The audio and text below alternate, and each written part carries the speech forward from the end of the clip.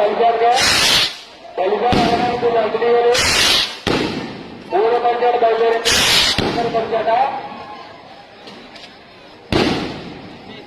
ఆఖరి పంచాయతీ బయలుదేరిందండి. ఉన్నటువంటి ప్రేక్షకులందరికీ మా దంతపురం గ్రామ ప్రజల తరఫున తీసుకుంటాం.